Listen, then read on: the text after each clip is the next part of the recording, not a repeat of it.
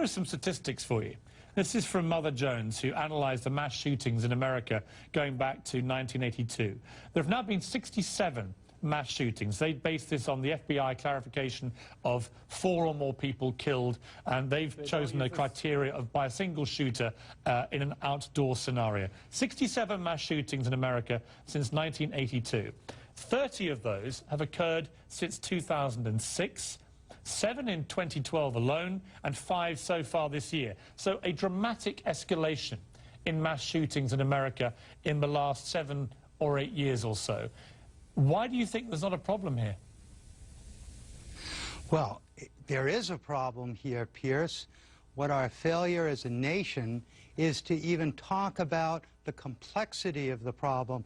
You know, Piers, after the tragedy last year at Sandy Hook, everyone seemed to have as one of their talking points mental health. And as soon as we said mental health, that was check. But we never had an adult conversation in this country about the problems with our mental health system.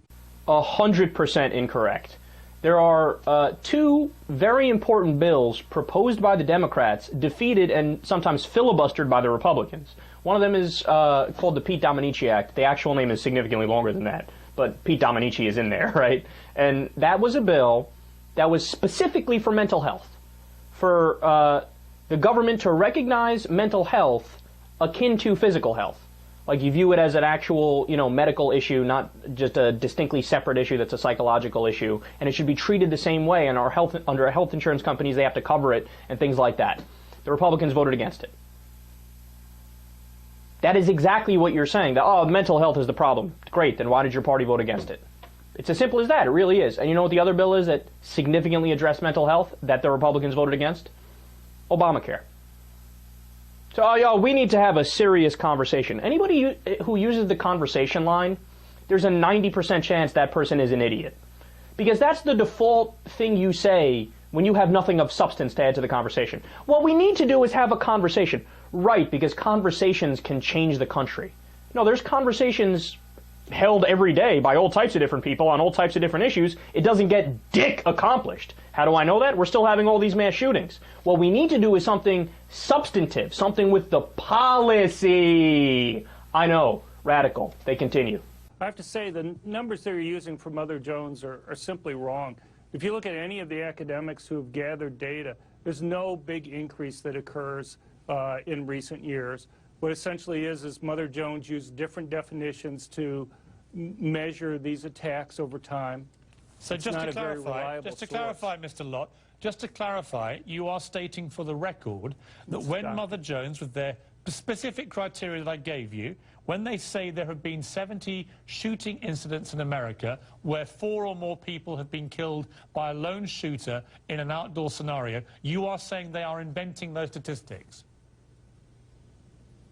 I'm saying multiple people have said that they're wrong in terms of their numbers. Are you, multiple a so-called expert in this, are you prepared to say now, for the record, that Mother Jones is simply inventing these statistics, that these mass shootings that they have recorded in great detail, which are published on their website, simply didn't happen? Is that your position? No, I didn't say they didn't happen. I said that they use they don't use a consistent standard, and so if they make it look like they're more occurring now than there used to be. But there are more occurring now, Piers. John Lott. There are. There have been. Let me repeat for you. Let me repeat for you. Oh, come on, man. Oh, come on. That's great. Piers Morgan, honestly, this is why I think this is like an SNL skit. And that's not even the craziest one. We're going to get to the craziest one in a second. But Piers Morgan is like, all right, look, here's the methodology of how they came to it. This is how they characterize what a mass shooting is. This is the number of mass shootings. He gives all this different information, all this different independently verifiable information. And they go, no, I don't believe it. Why don't you believe it? Well, it's Mother Jones. All right, so which one of these is not true? Well, a lot of people say it's not true.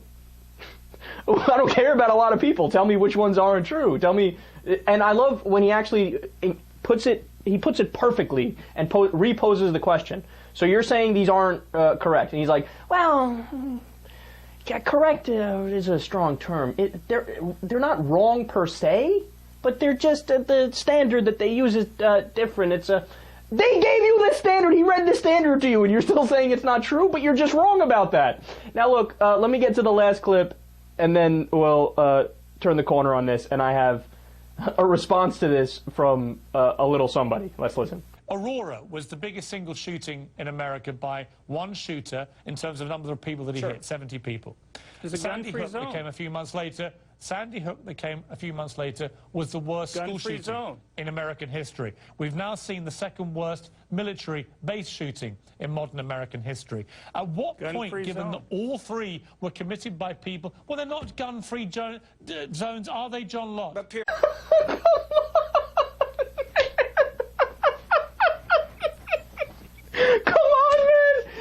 Said a Navy base was a gun-free zone. Come on, debate over on that alone. You just destroyed any credibility that you had. Are you kidding me? There were guards there that had semi-automatic weapons.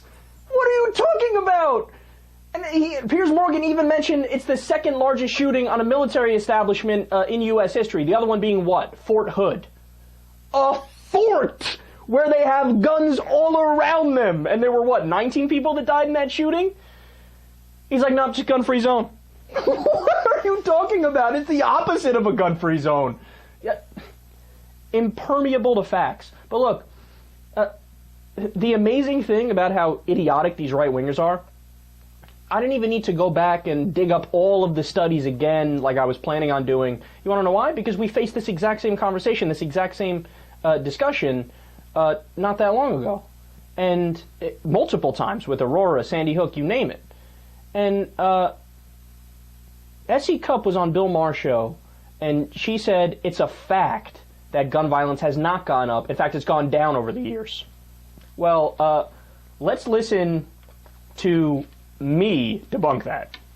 Pre-1982, 0 mass shootings. After, 70 mass shootings, right? And then when you go to homicides and gun deaths, 1960 there's 9,000, 1950 there's 7,000. Today there's 11,000 per year. Here's the studies.